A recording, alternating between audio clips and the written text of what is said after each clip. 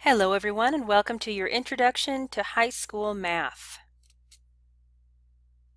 You are required to earn 6 math credits in high school. 2 must be from algebra, 2 must be from geometry, and 2 must be earned your senior year.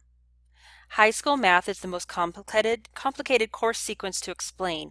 There are many options in varying degrees of difficulty. Where you start in the sequence is based upon your 8th grade math course and grade. Looking at the sequence, you can see all the courses IDVA offers and the different pathways you can take. Algebra and geometry are both taught at a foundation level for students who struggle with math. This starts on the right of the sequence on this slide. Or you can take the more traditional approach and follow this sequence on the left. You can see how these courses progress and where you can also receive college credit. I am going to take you through each grade level and the suggested courses to take based upon your previous year. In the 9th grade, students will take one of these 3 courses. If you struggle with math, you might want to consider developmental algebra. However, you do need to know this is a 2-year course. This course is Algebra 1 stretched over 2 years. Developmental algebra is the first semester of Algebra 1, and in the following year is continuing algebra, and that is the second semester of Algebra 1. This course offers students the time to grasp concepts before moving on to new material. Algebra 1 is the same material as developmental algebra, but the pace is much faster. This is the traditional algebra course and might not be best for students who struggled with pre-algebra. We also offer geometry in the 9th grade for students who took algebra in the 8th grade. This is the next course in the sequence for these students. Going into your 10th grade year, if you started with developmental algebra in the 9th, you will have to take continuing algebra this year. You will have only received 1 algebra credit as well as 1 elective credit when you took developmental algebra last year. This is because last year you took Algebra 1A stretched out over the school year.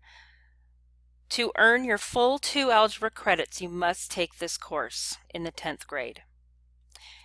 In the 10th grade, you will receive 1 algebra credit again and 1 elective credit. It will ultimately give you 2 algebra credits and 2 elective credits, and it satisfies your algebra requirement. If you took Algebra 1 in the 9th grade, you will be moving on to geometry in the 10th. And if you took geometry last year, you will be moving into Algebra 2 this year.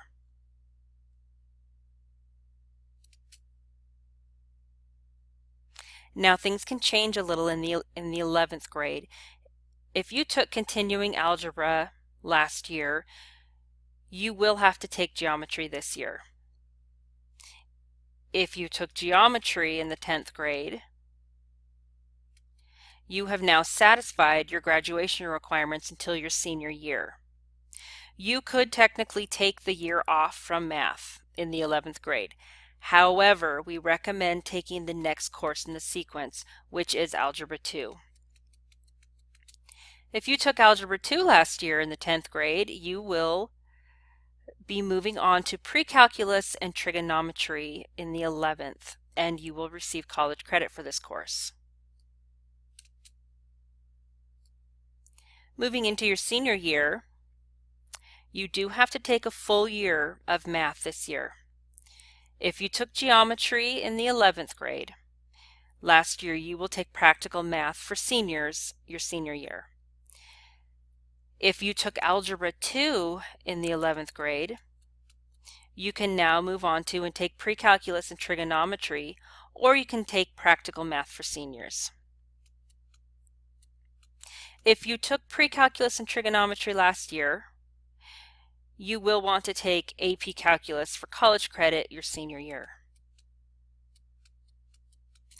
You have other options for senior math credits, and they are listed above: personal finance and probability and statistics. Both are a semester course, but together they will satisfy the full year math requirement.